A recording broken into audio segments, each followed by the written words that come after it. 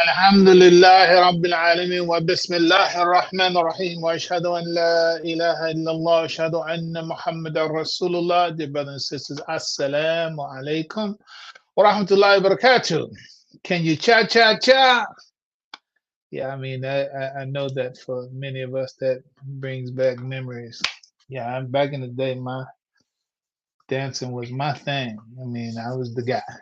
I still got a hood reputation for that. For those who are still among the living, praise be to Allah.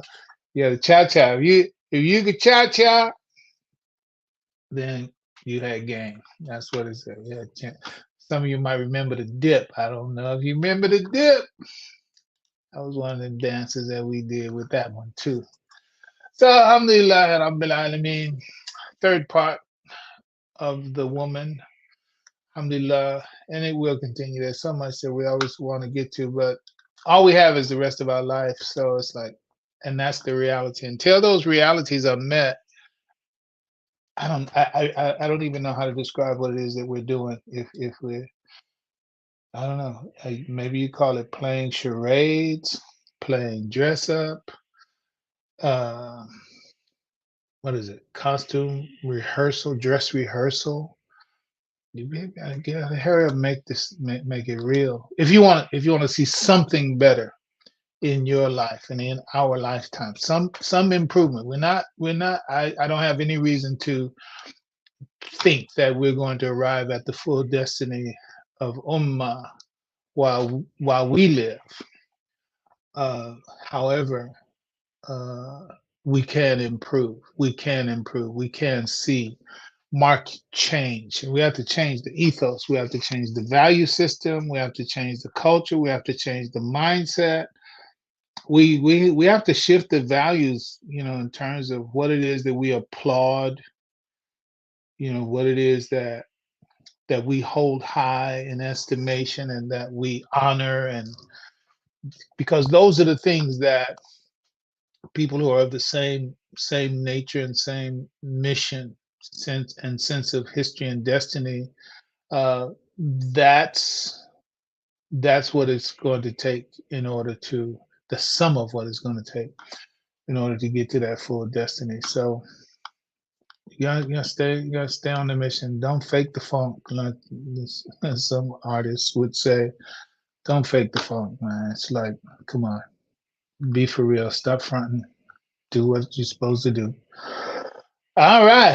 So, alhamdulillah, as always, we want to hear from you, and we have some other things. I guess there are some things that I do intend to go ahead and say. It's like every mashallah so far, certainly for the last two, there are certain points that I want to get to, especially as it relates to Qarnat.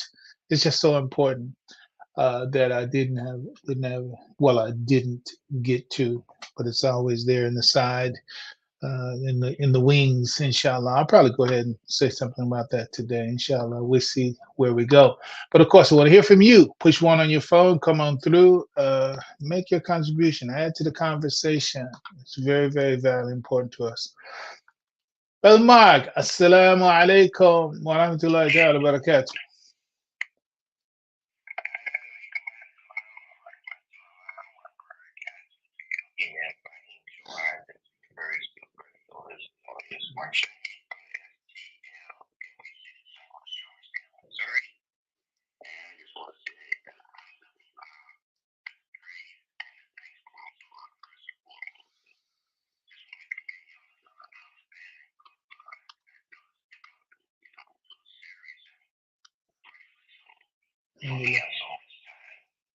Yeah.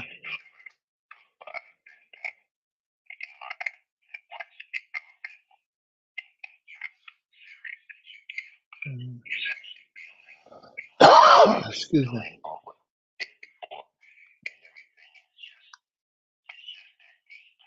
Mhm.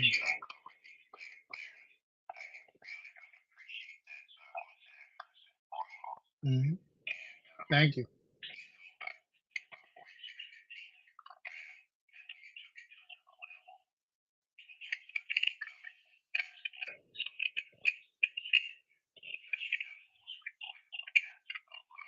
Mhm.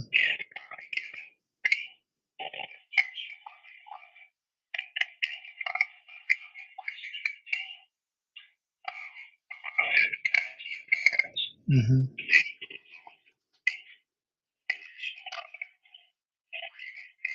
Mm-hmm. Mm-hmm.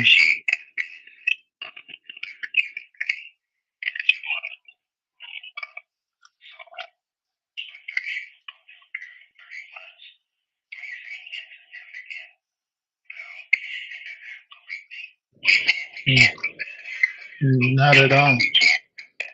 Not at all.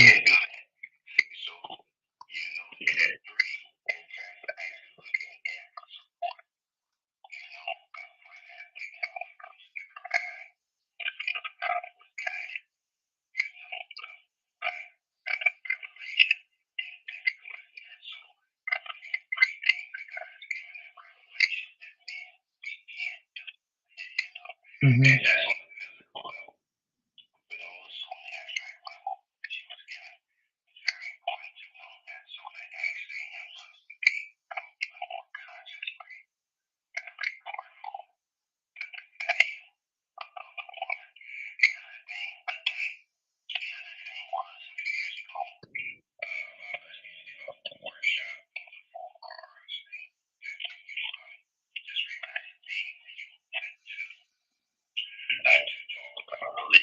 Mm-hmm.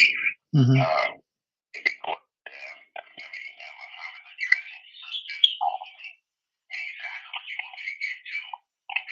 Mm-hmm.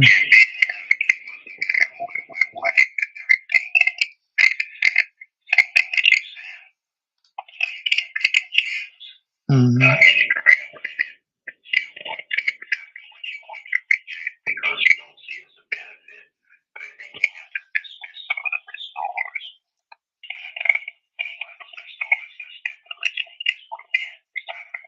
Mm-hmm.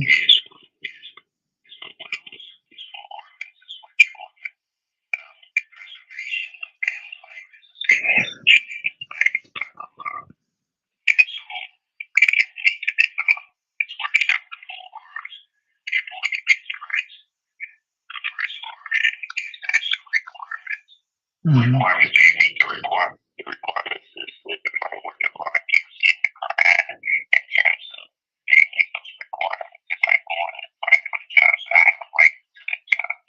Now you can finish the list. You can finish the list, but you won't be able to give details on it. Finish the list, but you won't. Yeah.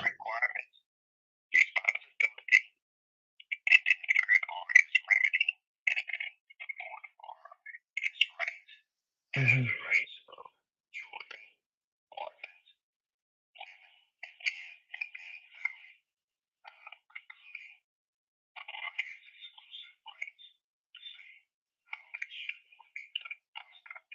Okay, so let me take you back. So when you say those four R's, they were in relationship to marriage in general, or particularly to polygyny? Okay. Hmm. Okay. Of course. Yes. Yeah. Yeah.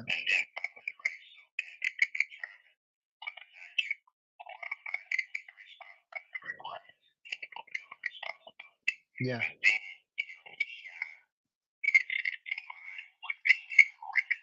Hmm. Yes.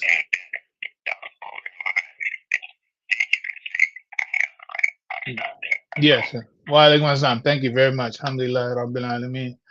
All right. Yeah, that's very, very useful and important. And yeah, as it relates to the mother carrying the child and the child in pain, delivering it, yeah, that's a very big part of it. That's a part of what's in the wings that's coming. But of course, you and I both know. When I say you and I, now I'm talking directly to Mark right there. Uh, we've been, addressing this subject.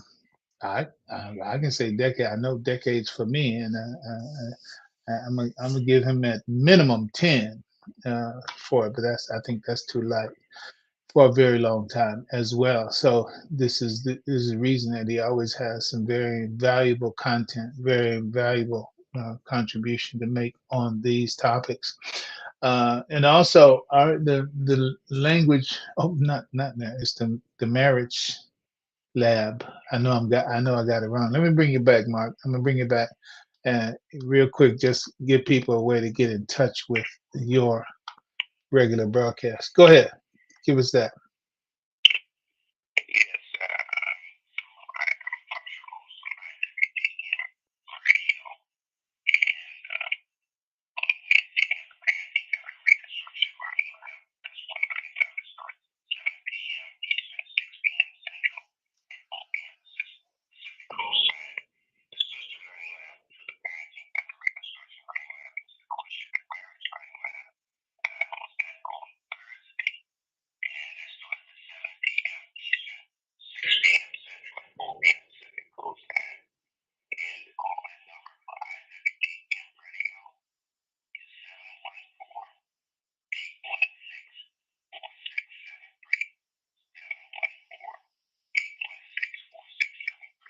Mhm.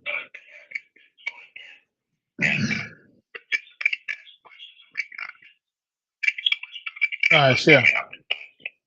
Thank you. Thank you. Yeah. So the battle is fought on many fronts. So we can't have too many people addressing the subject. It's got to be done. I remember the Imam talking about so-called quote unquote communist China. During to become a part of engage the industrial age, they had people putting what is smelting operations in their backyards. Meaning, they're doing industry, doing ironwork in the backyards of the houses. It's like, so the point is that everybody got to do what they can do. Get your eyes on the issue, get your eyes on the problem. Right now, running through my head right now. So find a husband for your girlfriend. Find a husband for your girlfriend. Find a wife for your male friend. That is brothers, your bruh. Okay. Find a wife for him. Look around and say, well, he would be a good husband for her, and she would be a good wife for him. We got to do that. We have to work to bring those bonds about because our life depends on it, right? It's very important. Don't think about your life in calendar days and how long you are and gonna quote unquote we think that we're going to be here and or that I'm covered, so therefore it's all good. No, no. Said, and I'm gonna move on to some other content, but some for on the same subject though. So much of what we're facing in the world right now, I'm talking about even including mass murders. There's just real quick, that like one of the guys who did the mass murder, he dressed up as a woman, right? And the girl that did the mass murder at the school recently, she dressed up as a man, right? So it's like there is a connection between this quote unquote gender confusion and what's not happening in the nature of those intimate male female relationship. Those things that because things are not happening in the way that they should happen by nature, then what happens is the system uh, is broken, right? And because the system is broken, I mean, what happens when you have an ink pen, and it gets broken, it malfunctions, and you got it in your shirt pocket, right? How are you going to know that the pen is broken? You got that big ink spot on your shirt. It's ruined, right? Why? Because the pen failed. But how did the pen fail? It broke, and that it's supposed to be containing for utilization comes out where it shouldn't come out, and at a time that it shouldn't come out. And that's what happens when these natures are not satisfied and directed and channeled in accordance with the design that Allah has ordered, because of the absence of such a system that's supposed to, abstract and extract and apply and implement and utilize those energies in a way that's healthy for society. Then what happens is it comes out in disastrous ways. It's not. It's not. It's that sometimes you might think, well, it's the politics. Somebody's politics. It's mass murder because we want to kill these people because they're on the wrong side of my ideology. In that sense, no, it has a lot to do with the disconnect between the male and the female that should be connected in natural ways, meaning ways that accord with the will of Allah. That's just yeah, that's the case. So it's like, just take for example employment, unemployment, right? Many of us live in those cities where and live in those zip codes where the decline of the tax base, the decline of economic opportunities, all that, and I don't even want to get started on how music and these TV series stars, there's certain channels that are just devoted to BS of special type, right? But then that becomes the food for the people who are in the bottom rungs of society, in the dregs of society, who are at the place where the poison settles. And then these monsters get grown in that stuff. And that's what's walking the streets in our zip codes, right? So when those problems aren't solved, who you think the monster is going to come after? It's like, who you think the monster is going to get? So so it's very serious. It's like we're not disconnected. We're not quote unquote safe because oh, well, I'm not involved in that. I'm not connected with those. Yeah, you are. It's right there. And unless you're gonna build a bunker and just live in there, yeah, and that's a problem anyway. Though there are people doing that, you got what I'm saying. So let's move on because you can see how that can keep going. Let's go a little further on the woman. I want to say again that my effort is to truly want us to understand. I think I'll go ahead and share this. These are my actual notes that I use uh, for that. Okay, so oh my bad. Okay, so I wasn't looking at my notes. So apparently they were having some difficulty. They were difficult. Melvin is going now. The blog talk voice is hard to hear. Okay. All right. Sorry. That's on me. Uh, I had what I was using as a speaker. I had it away from that because there's not a direct line for the comments on Blog Talk to the Facebook, YouTube side of it, and I had the speaker placed away, and I wasn't looking at the screen. So sorry, but inshallah, if you get a chance, you can go to blogtalkradio.com, put in my name, Fahim Shoaib, and also look for today's date, and you'll be able to get those comments. My bad. So I'll make sure that I keep my eyes on the screen when I have uh, those people speaking on Blog Talk into that. Forgive me for that. Alhamdulillah. All right. So, all right, with your acceptance, accept my apology for misstep on the audio. But now I'm going to go ahead with the notes here. Okay. Acknowledge, who's this? NT Senkofa. Greetings from Ghana. Started at Berkeley Flea Market, now in Ghana. A lot of people in Ghana. We're going to have we have, man, at least about a half a dozen people in the community. We got a couple of people who are married and who have wives in Ghana.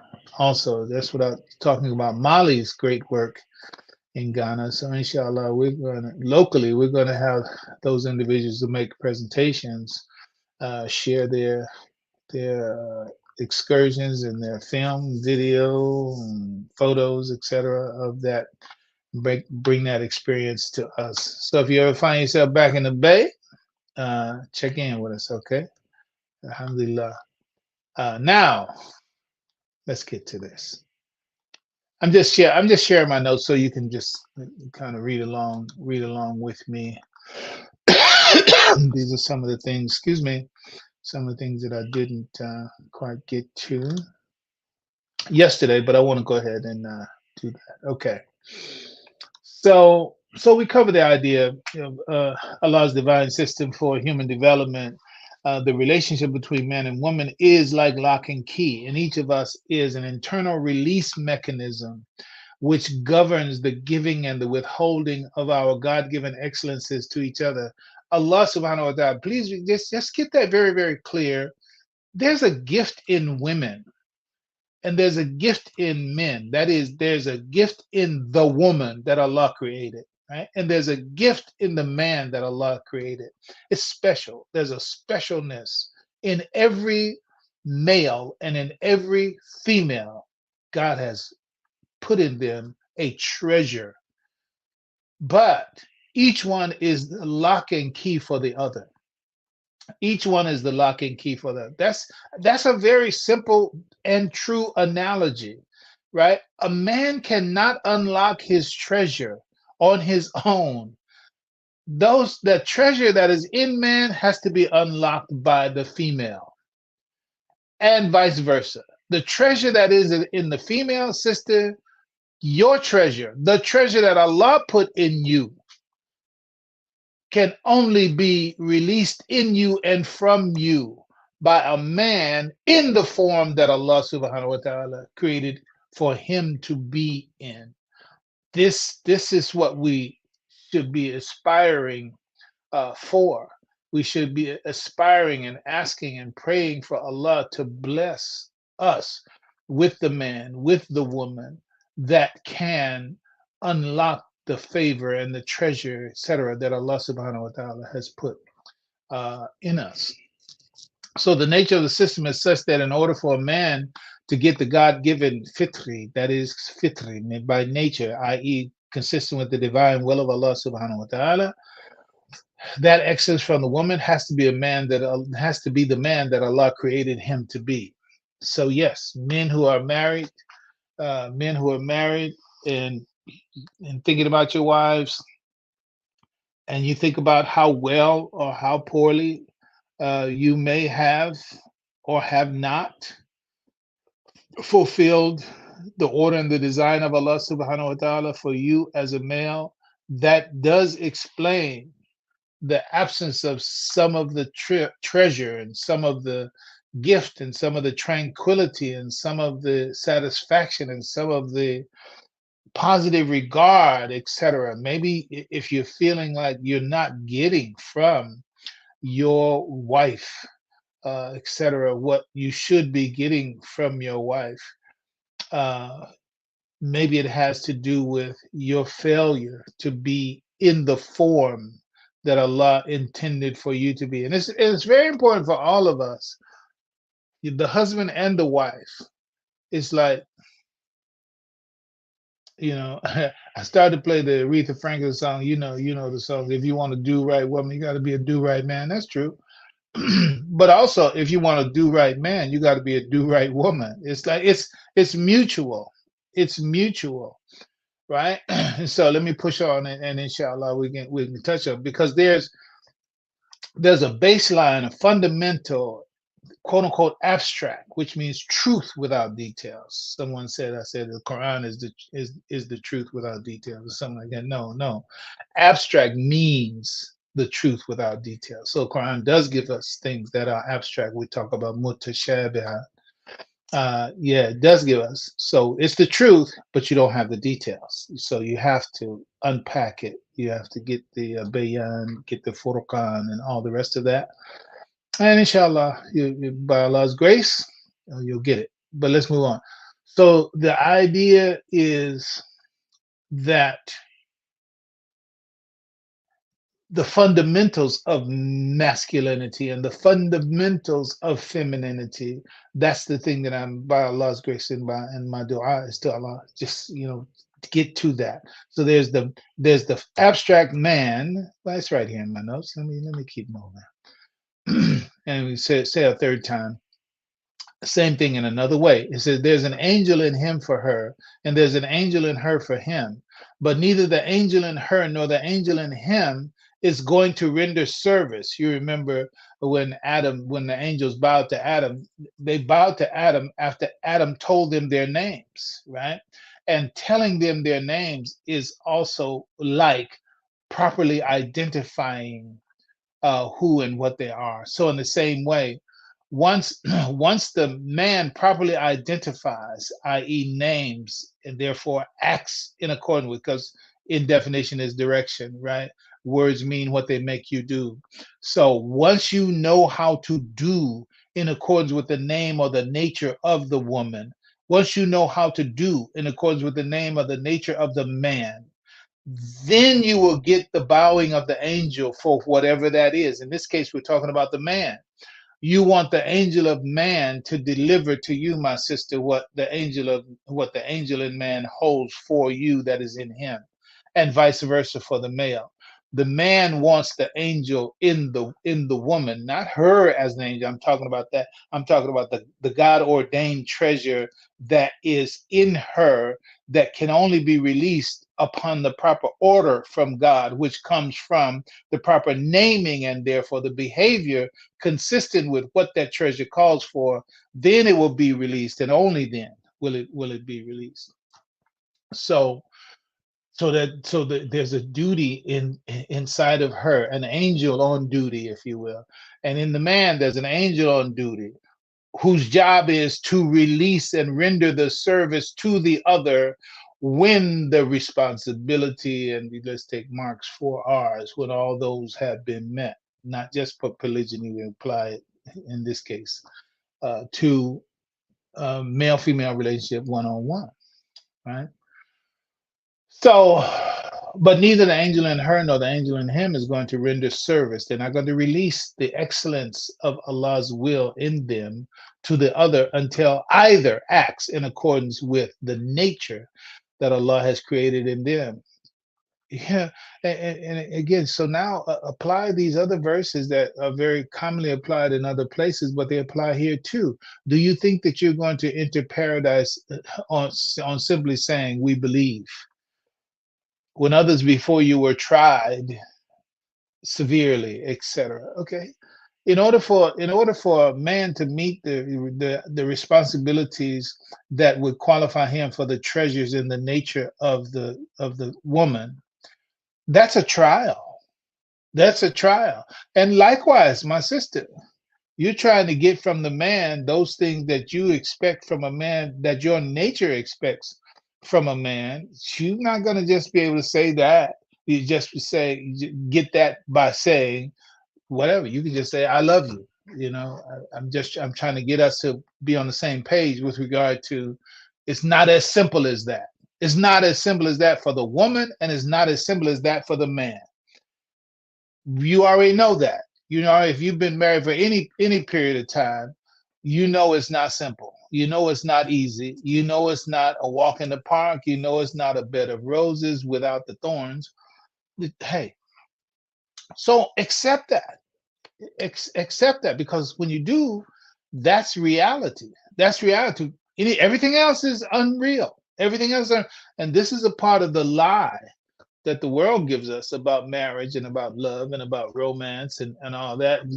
We got this magical thinking, this illusory thing, this delusional thinking, and thereby delusional expectations, each of us from the other, uh, divorced from, no pun intended, divorced from, okay, well, how does the system naturally work? It's like, you don't think you need to know how the system actually works in order to get the system to deliver to you what the system is designed to deliver? You don't need to know which switch turns what on and turns what off, etc. No, You have to. And so this is the grace and the blessing of Allah subhanahu wa ta'ala for us to understand. God said, well, let me tell you, this is how it works, right? So what is the key? It said, الرجال قوامون على النساء بما فضل الله بعضهم على بعض وبما أنفقوا من أموالهم فالصالحات قانتات حافظات للغيب بما حفظ الله.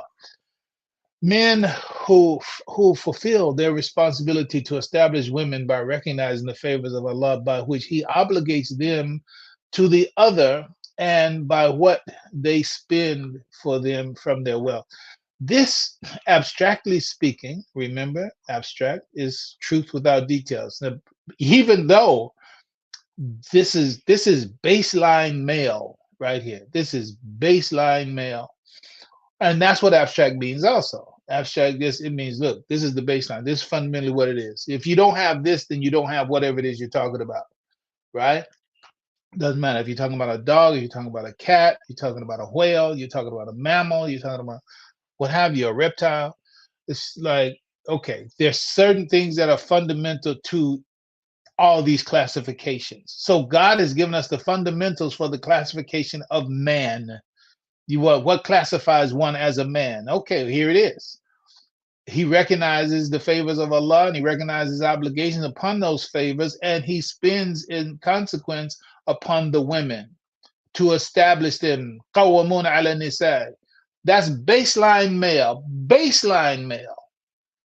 Like, you got to do that in order to fulfill the fundamental definition of man from God. That's it. I mean, everything else comes after that. Everything else comes after that. And it's a use, not just useful. It's the things that come after are necessary details, but they are part of a kind of a pathway, a domino effect. All those other things, you do that thing, then all those other things are going to come naturally in consequence of that. But also represents, you fail in that, then everything else that's supposed to come after that fails. Either it doesn't come into existence or it dysfunctions. That's reality. Okay, moving on. So abstractly speaking, man, that is in his reality as from Allah. And abstract again means truth without details. He has to fulfill his responsibility towards her by spending on her. And that's just not spending financially, it's spending physically, financially, mentally, spiritually. And when we say spiritually, that also includes emotionally for her overall well-being. So I'm trying to harness myself, because there's so many ways to go. But let me just underscore this. This is why. See, somebody, I put food on the table, I put a roof over your head, and you think that's the deal. That's it. Yeah, that's fundamental. That's abstract. But even that attitude that I'm somewhat whatever, rhetorically expressed, like, it demonstrates that no, you don't have the rest of the package, because in the final analysis, a man is not just a body, just like a woman is not just a body, and a man is not just what he does physically for a woman, and a woman is not just what she does physically for a man. We are abstract beings. We are abstract beings. We are spiritual beings. We are emotional beings. We are rational beings. And there's satisfaction that has to happen on all those levels. Yes, there's physical satisfaction. Yes, that has to happen. Yeah, but there's also mental satisfaction, spiritual satisfaction that has to happen. That's all a part of the job. The job is not done once the rent is paid, once the mortgage is paid. No. It's a total system. So therefore, when الرجال قوامون على النساء, it's saying it's more than just the financial, but abstractly, fundamentally, truthfully, baseline, yes. spend your wealth for them, financially speaking, but then you also have to give of your wealth of time. You have to give your wealth of physicality. You have to give your wealth of mentality, quote unquote. All that, that's it. Okay, guys. So now that's man, right? So my brother, for example, uh, I have to I tell you his quick things. Look, I said it before. I'm gonna say it again. You need to get the book Brain Sex. If this is a concern of yours, and if you're here, then yes, I think it is a concern. You've been listening for more than 3 minutes.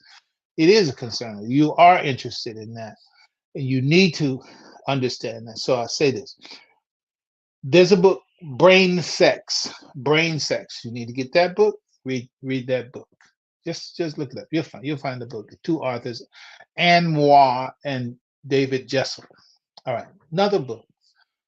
You just don't understand. I think it's you just don't understand me. I may be leaving a piece out, but I know it. Dr. Deborah Tannen, Tann, E-N, I believe it is. Deborah Tannen. Very important. You just don't understand, or you just don't understand me. But the key is the author, Deborah Tannen. Get that, read that. Also, The 7 Habits of Highly Effective People. Did you get that? Many of these, I don't know about the others, the other two. I haven't searched for them on audiobook, but I'm pretty sure The 7 Habits of Highly Effective People is on, and it's a very old book. Yeah, it's okay. That's the value of something is how long it's been useful. Stephen Covey, Dr. Stephen Covey. 7 Habits of Highly Effective People, and I would emphasize for you the section on listening. The section on listening. All right. Also, I don't know the author's name. Somebody else does. If you want to put that in chat, so I'm not looking at the chat right now. So whatever you're saying, I'm not. Once I go this way, I keep going. So if I'm overlooking something right now, I usually touch on them before I close out. Any case, I am inviting that if you which is the one that I want to say? Oh, the love languages. Love languages. Um, don't know his name. I think it's Robert Johnson or something like that. Don't have to be right. Any case, love language. It's very useful. Whatever you can call whatever you want to call it. You can call it pop psychology. So whatever. It really doesn't matter. I'm telling you, it's useful, right? It's useful. um, and I'm not elaborating on any of these things. If I recommend it, then you expect I do understand them, right?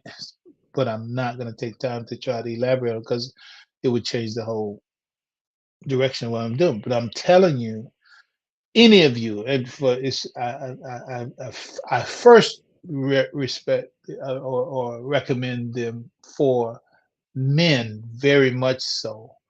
But my sister, I'm recommending it to you as well, because the idea is that we both need to understand ourselves. Men need to understand themselves, and women need to understand themselves. And these are publications which, if men and women understand them, then our relationships would be so much better. I'm going to tell you straight up that the what brain sex says about the menses cycle, what it says about the menses, man, if men understood what really is happening in the menses, yes, I know the Quranic statements and this and that, all of them is so much teaching. Um, so in any case, but to understand it physiologically and psychologically and emotionally and how that affects it, that's it. I'll go ahead and say this also, Emotional Intelligence by Dr. Daniel Goleman. Very important book. So I'm saying these things that we talk about now, this I'm saying this particularly in this connection with the man, al-rijal qawwamuna 'ala an-nisa, to focus on and to get our attention above and beyond the finances, but to recognize that the spending on her is not just spending financially on her. That fadl that Allah subhanahu wa ta'ala favored men with over women is physical. Yeah. So that physicality on the first order is to be given for her benefit. And also financially, that's that. But I'm saying extend it. You have to also do so mentally, right? You have to do so spiritually, which includes emotion. And let's move on to the woman, which is the main focus we want to get to. And so, what does Allah say about the woman? It says, فَالصَّالِحَاتُ قَانِتَاتُ حَافِظَاتُ لِلْغَيْبِ بِمَا حَفِظَ اللَّهُ صدق الله العظيم الأول والآخر. It says, righteous women are devoutly obedient to Allah, guarding in their husband's absence what Allah would have them guard. So all this parenthetical here,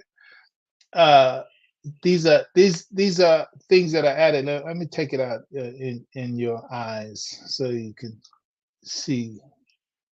Those things are added, and what they do, they cordon off a meaning to send it in a particular direction. It's not wrong. I mean, the idea is this is how the author of that translation says, okay, this is how we want you to understand it.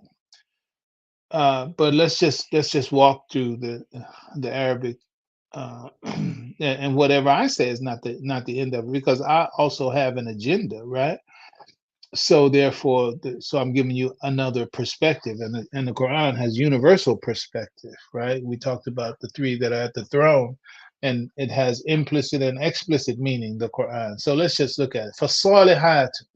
So I point out الرجال قوامون على النساء. So here الرجال, that's men, right? The men, and then nisa, that's the women, the woman. So you can see physiological male and physiological female in these words, الرجال, and then النساء. You can see physiological. But when it says فَالصَّالِحَاتِ, you know that it's feminine because of the ta maftuha here. But otherwise, it just says righteousness, right? It just says righteousness. What is the implication? What is the esoteric aspect of it? It's saying that there is no woman without righteousness. That's what it's saying. It said, if she's not righteous, she's not a woman. Think about it. Now you think about all the things that we've said about man. Say, look, man, if you don't do this, then your manhood is in question. That's by the definition of what Allah subhanahu wa ta'ala revealed. This is, men are the ones who do XYZ. If you don't do XYZ, you don't fit the definition. The definition of what? Of manhood. According to who? God. Not Fahim. God. Okay. So if you want to fit into Allah's definition of manhood, then God has said, this is what you got to do. Right? All right, now, sister, your turn. For Salihat. So God doesn't mention Nisa, He doesn't mention Imra'at, He doesn't mention any other Untha, He doesn't mention any other feminine, biological, formal thing that your eyes would land upon to say that. It's just the ta maftuha tells you that it's talking about a female. But since Allah said it that way, and in this verse, its context is saying there is no such thing as an unrighteous woman.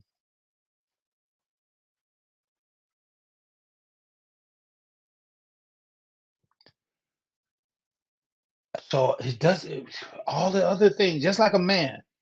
Think about all the things that man can be beside that would otherwise seem to be attractive, but he's doing none of the things that Allah subhanahu wa ta'ala has ordered for ar-rijal.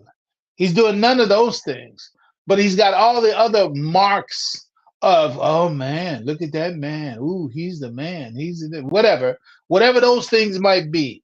I'm gonna leave it to you. It could be the clothes he's wearing, the car he's driving, the status he seems to hold, all that. It's like, yeah, okay, but what about this other thing over here? قوامون على النساء.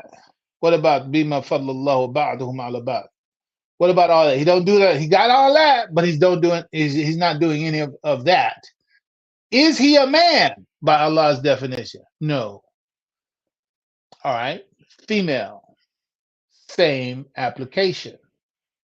She can have all of whatever goes with whatever it is. All you got to do is whatever. You look at the celebrities, look at the ones that are set up as idols for us and goddesses to be worshipped in the world right now. But what about the Salihat? What about, does she have the Salihat? If she doesn't have the Salihat, then she's not a woman. She's something, but she's not a woman by Allah's definition, right? That's our world for Salihat. And now we can spend a couple of minutes on that just starts with starts with the righteousness thing, right? And so let's move on to qanit, because just like as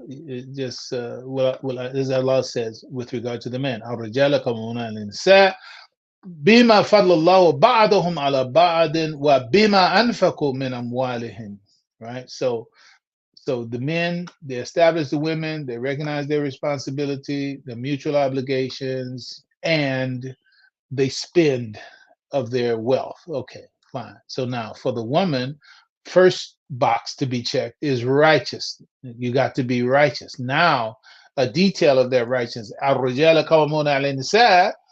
That's okay. Men establish well. Okay, how do they do it? Because they do it by the fadl. They do it by spending the favor that Allah has put upon them physically and financially. They spend it for the establishment of the woman. That's first. That's basic manhood, right? So now, in the context of the female, Salihah, first step, righteousness. That's step number one. All right. How is that righteousness manifest? How is it reflected? Qanit. Qanit. Big deal. Let's move on, Fahim. Big deal. So here I lay out this qanit, that's with the ta, the soft T, right? Fundamentally, it means obedient to the will of Allah. It's speaking to the original nature. And it's also speaking of long-standing in prayer. We know about the Qunut prayer. Look that up. Qunut prayer is connected. But Allah subhanahu wa ta'ala says of everything in the heavens and the earth is to him qanitun. Everything in the heavens and the earth is to Allah qanitun. It's devoutly obedient. So here's a critical thing in terms of this. So I took out some things. It says devoutly obedient to Allah. That could have stayed. In fact, I'll put it back. I'll get it. So some may take that out because you don't want that. I ain't devoutly obedient to you. I'm devoutly obedient to Allah. Okay, I say that with attitude, reflecting the ones who have that attitude. But it does not mean that you are not devoutly obedient to your husband, but you're devoutly obedient in a way that is approved by Allah subhanahu wa ta'ala towards them. But the point is that this qanit on the first order, it said the righteous woman is devoutly obedient to Allah. And this qanit is tied to the celestial bodies. It is tied. The word is itself tied to the celestial bodies. Literally, as Allah says in the Quran, everything in the heavens and the earth is to him, qanitun. Right? Okay, so then that means that there's a sharing of that nature in the righteous woman and the celestial bodies. The celestial bodies, the universe itself. This is why I would say also that the woman is a model of the universe. The woman is a model of the universe. I'm not saying too much. It's only if you still have some, you haven't, how can you say, qualified or mitigated that statement in a way that, and I'm going to try to help do that. To say that, look, all of us are macrocosm, microcosm, right? All of us on first order, all of the fitratullahi lati fatara nasa alayha, right? Alayha. So that's already telling you something. That, excuse me, that the universe itself is feminine in nature. Yes, the universe itself is feminine in nature. Fitratullahi lati fatara nasa alayha. Okay, feminine, feminine, feminine, feminine. All right. Okay. Okay. So when you have a bodily female in your presence, a bodily female, you're not bowing down and worshiping her any more than she's bowing down and worshiping you. But Allah subhanahu wa ta'ala is telling us, and we should understand that in the nature of this creature, quote unquote, in the nature of this creature is something special connected in a way that the male body is not connected at this level of distinction of laysa dhakara kal untha, right? And the man is nowhere like this. So God has already told there's a difference. Okay, let the world know there's a difference, right? Okay. So when you go back to the fundamental, when you go to the foundation of reality, right? Which is nafsun wahidatan, feminine also. Okay, don't fight me on this. Look, the feminine.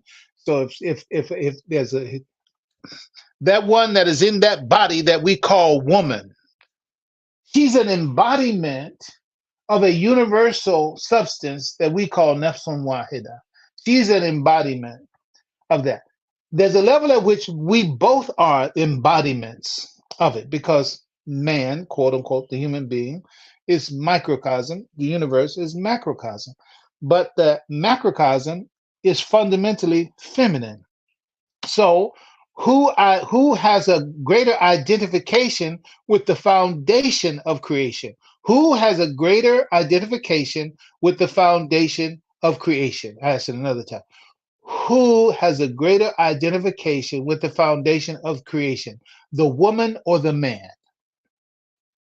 The woman. And going back to the book, brain sex, it's a very, very important part of it. I don't know what page it's on. You can find it. It shows us that everything, and science will tell you the same thing. I mean, that's what it is. That is the science of it, that we all start out feminine. Yeah, we all start out feminine. And then in that pregnancy is a huge story about life in the insemination process, the germination process, the gestation process, the labor and delivery process. It's just a universe of instruction, a university of instruction in that process about how we're supposed to live our life just when you understand what's going on in the woman's cycle up to labor and delivery. Big stuff. So we're not gonna go into it. But in the book Brain Sex, it explains that we all start out fundamentally in a feminine, on a feminine base that connects with the nefsun wahidatan. He created you min nefsun wahidatan. All of you are from a feminine base. Okay. And but there's a point in time when in the pregnant mother, right, a decision is made. And of course, yes, we have hadith about this after 40 days and this and that and that. The kid, biophysiologically, what actually happens, we read it in the hadith about the angel comes in and decides is it going to be a male, is it going to be a female, for other things about its life, etc. Okay, so that's the truth without details, right? The angel comes in. Okay, details come when the science comes in and says this is what is actually happening in that period of time when it's decided by nature, whether this is going to be a male or a female. What happens is that male hormones, the male hormones are released That is the brain chemicals, and this is coming from the mother in the pregnancy, and that release is what decides whether that zygote becomes a male and goes out this way, or it continues as a female. See, the difference between the male and the female in that biological process is the decision to inhibit or to release male hormones or neurochemicals, which will activate the potential that is in that zygote to be either male or female, right? Formally, right? Right now, decision hasn't been made. But when the decision is to release or inhibit the male hormones, then when that decision is made, then that life continues, but it goes on the masculine track, and it becomes a male, right? What happens if they are not released? What happens if they are inhibited? Then it just continues on the track that it was already on. It's not like the female goes to the left and the male goes to the right. No, the feminine continues. It was already feminine, and it continues as feminine. You know, if you're thinking about bodies, you think about bodies at this Nefsun Wahida point, you're not thinking about it right. But of course, that zygote is is the after the germination, after the insemination, fertilization of the egg. Okay, now you have the zygote, right? You have, what is the zygote?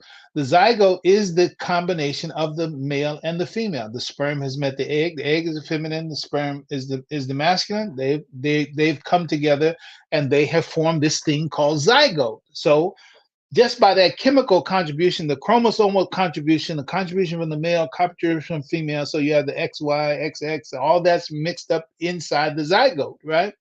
All right, but the final decision hasn't been made, but the potential for the male and the potential for the female is all in the zygote, right? Now it's in that later period that I just attempted to describe.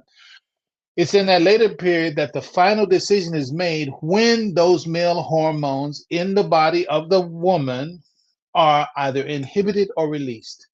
If they are inhibited, then it continues feminine. Nothing has to change. It just keeps going feminine. And otherwise, and this is maybe better or even clearly explained in brain sex, but I think I've done well so far. So the point is, the woman is closer to the original nature. By that description and by that process, she's closer to the original nature than man. By whatever degree. I'm not trying to figure out degrees. I'm saying that who changed? The male was changed because of again the release of these male hormones to bring out something in that zygote that was not brought out as it continued to be female. So, because Allah Subhanahu wa Taala, he was creating the male, because there's a system that he's going to come into, that he needs to be what Allah is creating him to be, and she's going to come out into the system where she needs to be what Allah intends for her to be. And then Allah brings them after their union in zygote, right? But then they separated, then they come back together as full-bodied males and females, and the process carries on. Now, from a sociological point of view, there's something sociologically in the nature of the life that the male is and the life that the female is, and the relationship that Allah has created created them to have, right? You hear it, but you don't hear, quote unquote, some of the problems in the nature of our relationship that is male and female. But it's in here when it says ar-rijalu qawwamuna على النساء بما فضل الله بعضهم على بعض. So it's like men are, and understand this. This is a revelation. This is Allah revealing guidance to men, which all you gotta do is look at the Arabs before the revelation of the Quran, right? When you look at the Arabs before the revelation of the Quran, what were they doing with their females, the female in general, and the girl child, the females when they were born? They were burying them alive. Obviously, all of them did not get buried alive. But that's how bad their relationship, and it was only exemplary of the nature of life around the world of human beings at that level of savagery, whenever they were at that level of savagery. So that was the condition for the women. Just look at the condition for women in Jahiliyyah Arabs, in Jahiliyyah Arabia. Was it a good condition? It was a hellish condition. It was a hellish condition. And that was just 1445 years or so ago, lunar calendar. It's like that was what was going on then. Then Allah revealed this. Then Allah revealed this. He's saying, don't treat women like that. On the contrary, you're supposed to establish and secure and maintain women, and you're supposed to spend on them out of what Allah has favored you over them with. And part of what Allah has favored the men over the women with is that physicality, is that freedom, is that power, is all of those things that women need to have done for them, in light of they being the child bearer and they being the one who has to do so many other things that are far beyond, cooking, washing, and blah blah blah. Right?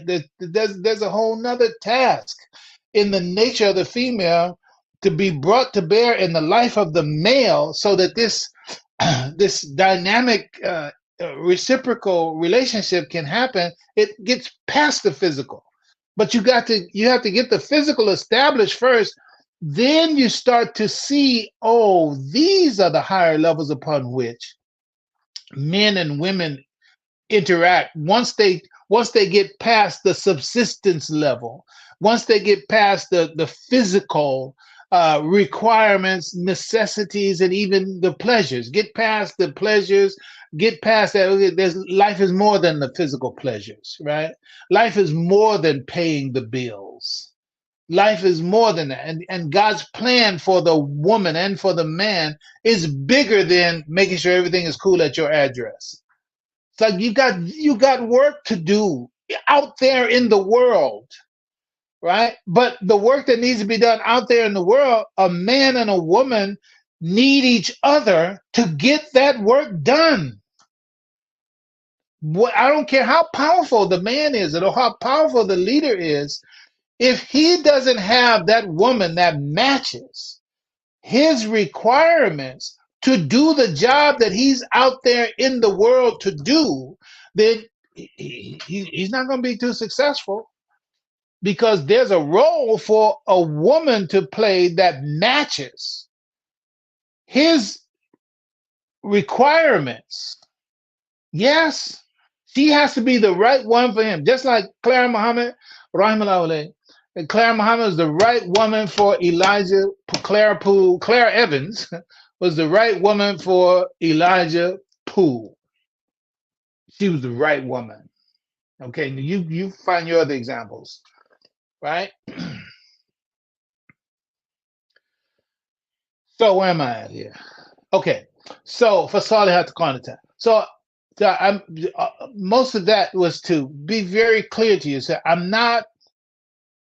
it's not hyperbole when I say that the female, hyperbole is a kind of exaggeration. It's not exaggerated, so let's use that word. It's not an exaggeration when I say that the woman is an ayah. She is a model of the universe itself. that shouldn't trip you out. Shouldn't trip you out. It shouldn't make you bow down and kiss her feet or whatever, like the song says. I kiss the ground she walks on. I get it. It's some poetic license there. We liked it when we heard it. Blah blah blah. But okay. Now, really, in the reality is that she is create. You respect her as a creation of Allah. And brother, yeah, I'm talking brother right now. Whenever she does that thing that you whatever it don't feel good, when you have a spontaneous kind of reaction, do you want to react to her? You just stop and just remind yourself, this is Allah's creation.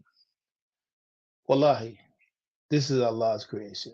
Now, I can't account for whatever you may have done to put her on a whole different page. I'm not trying to explain that today.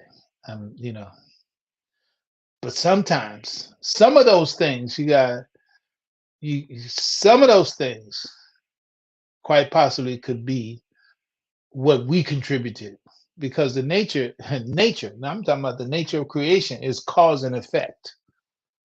Cause and effect. So some of these things are things that have come about because of what we've done and the way that we've been, and which includes things that we didn't do that we should have done, or things that we did do that we shouldn't have done. Sometimes her reaction are products of that, and we can't act like I haven't done nothing to deserve this. I don't know if that's the case or not. I don't know, but you should give some reflection on it, maybe, right? And I don't know, maybe that thing, whatever it is, maybe it'll get toned down over time. Maybe there's a wound there that hasn't healed yet. I'm not trying to get into all of it. I'm just acknowledging that we men, we need to recognize that there's certain part of it that's it's just going to come naturally, right? And so if you're pretty clear, if your boards is pretty clear from, okay, well, I don't deserve this as a that, or I don't deserve that as a this. Sorry for being too cryptic. But the point is that it's like, yeah, something I think about this Johnny Depp kind of what is it, Caribbean, Pirates of the Caribbean or something like that. So something something happened. I think the woman slapped him or something. He said, I didn't deserve that. And then something else was brought up. And then somebody slapped him, she slapped him again. He said, well, I deserve that, right? So sometimes, you got to find out. Is it something that you deserve? Or is it something that you don't deserve? Right. So I'm saying, if you kind of clear your boards in terms of, yeah, I messed up here and whatever. If you can clear your boards, and or also if you are at a point where, yeah, I'm pretty sure, and you're not self-justifying, you're not self-deluded, and you pretty much know that, yeah, my record is pretty clean on this, that, but then I'm still getting something like this. Okay, well, there are a couple of things that you need to pay attention to. There's always a possibility. Yes, but it's rare. A very small percentage of women are truly distorted. All right, and certainly, I have to say this, especially if they've been married to you for a while, unless you're the one that distorted her, then she's probably pretty much okay. That's who she is. Now, if there's some other distortions, and I'll remind you again, distortion can come from toxins, thoughts, and trauma. Right? Thoughts, let's cover that. Thoughts is like wrong ideology. If she has a mind that's not formed and shaped under the value system. I'm trying to avoid just saying she got to be a Muslim. She doesn't have to be a Muslim. If she's female, and the idea of the thoughts that she has, if her thinking has, if she has a thinking that is distorted in some way from the order of nature, well then yeah, that's a problem, and that's that's a distortion, and therefore that's unnatural, right? So she subscribes to some ideology, some philosophy, or what have you, that's contrary to the nature of the woman. Okay, yeah, that's a problem, and so that's something else. right? But then also you have toxins, right? Toxins. So if there's drugs, if there's alcohol, if there's prescription meds, if whatever, if those things are involved, that can also distort her. And then also trauma. Okay, there's trauma. There's trauma that could have happened, in her youth. Trauma that could happen if there was a prior relationship, a previous relationship, or what have you. Trauma. What I'm trying to point to is that if a woman has not been impacted but in any of these three ways definitively, right? If she hasn't been definitively affected by intoxicants, if she definitively has not been affected by false ideology or wrong thinking or mental illness, let's put it like that too, or trauma, right? Trauma, meaning she had some kind of accident or some kind of assault, and all the other things, trauma of all types. All of those things can distort that. But let's setting that aside. If your woman, if your wife, if you can't account for any of those things in her life, and you also can't account for or rather you can't add into the mix, so you're not forced to bring into the consideration what did you do to make her be some other kind of way, then to basically, I say you can read her responses, some of them that might make you uncomfortable in a manner of speaking. Sometimes it's nature telling you where you need to improve, not approve, improve. That's a part of her nature, brother. Got to buy into it, man. You have to buy into it. Absent all those things that I tried to cover before, okay, putting all that aside, now she hits you with something that makes you uncomfortable, right? Stop. Recognize that she's a part of nature. Why do you think they call it Mother Nature? Call it Mother Nature because that's what the universe is. The universe is Mother Nature. The universe is Mother Nature. So when a woman responds to us in ways that sometimes make us uncomfortable, we need to think, okay, is this Mother Nature? Is this Mother Nature? Right?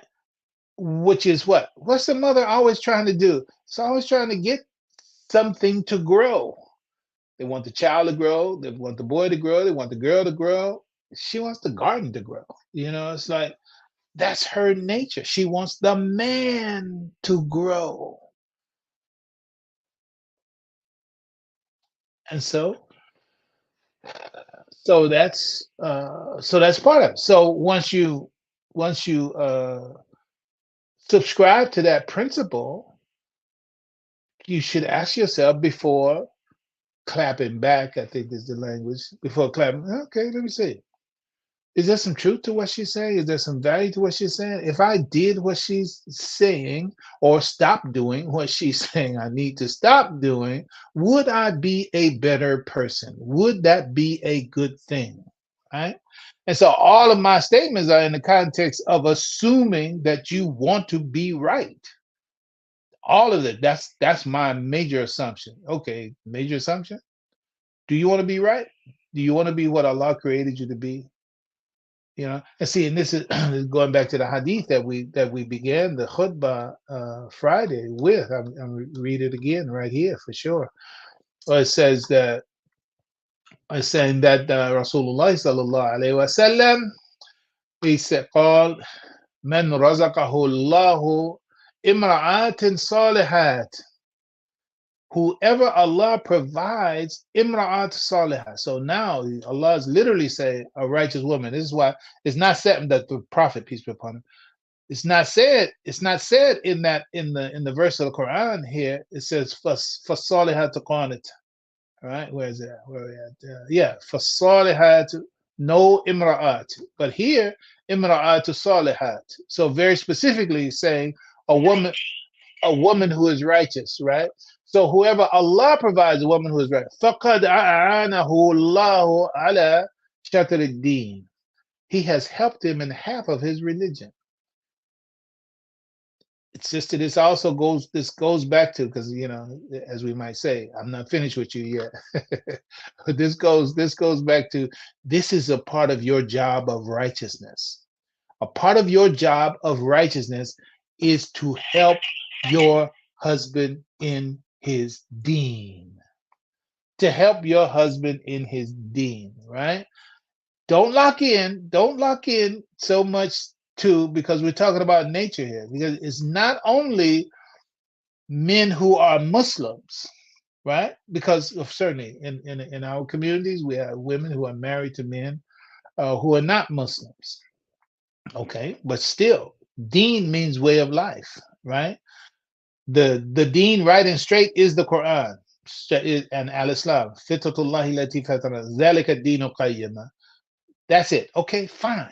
But that's not the only way, means, and source by which uh, human beings get blessed. Allah says the Jews, the Christian, those who call themselves Jews, Christians, the Sabaeans, etc., whoever submits themselves to Allah, on such shall be no fear, nor shall they grieve. All I'm trying to get to, it's all about masculine, feminine, male, female, the role by nature of the female and the role by nature of the male. The secondary in this part of the conversation, secondary to that is the formal labels, right? Primarily, we are first a man and a woman, right? And so the woman's role to improve the man, and what are the primary roles? Allah is saying it. He's saying, look, if you just be a righteous woman, you're going to affect your man unless he too, toxins, trauma, thought, right? Now, if he's distorted, okay, well, mashallah, it's another thing. I mean, if he's distorted to the extent that he can't respond to the nature of a righteous woman, well, yes, that is a problem, right? But unless his nature is so distorted that he can't respond to a woman being righteous, well, then maybe you got some decisions to make in terms of that. But in reality, God already knows a natural woman is going to affect a natural man in natural ways, and the result is going to be what Allah has promised. That's it. Now, a natural woman can't affect an unnatural man in the ways that Allah subhanahu wa ta'ala has ordered. Why? Because the lock is broken, right? The key is not fitting. It's the right key, but the lock is broken, right? And vice versa. All right. So we're going to go ahead and cut off today. I've been marching up toward that cornet, marching up to it. Alhamdulillah, we touched on it, but there's so much more to be said. And inshallah, by Allah's grace, inshallah, we'll get to it. So let me get back to the line and take this out and just look at any comments if there have been any, perhaps. So where are we at here? Let's see. Okay, only a couple. That's great. So, alhamdulillah, assalamu alaikum to you, underscore vibes, alhamdulillah. And also Fatima Giyama, Giyaima, alhamdulillah. And I'm presuming that is saying thank you for sharing. It is my pleasure and my honor. Thank you for being here. All right, so that's going to be it for us today. Make the offer. Oh, wait. Okay, I got a hand up. So Georgetta, I will entertain your question. Georgetta?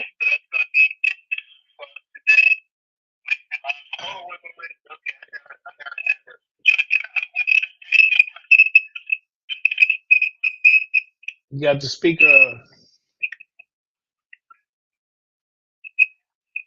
I'm only entertaining comments from Georgetta.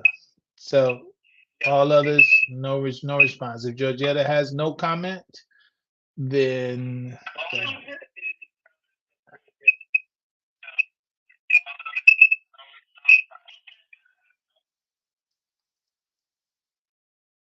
right, I'm about to go out, Georgetta.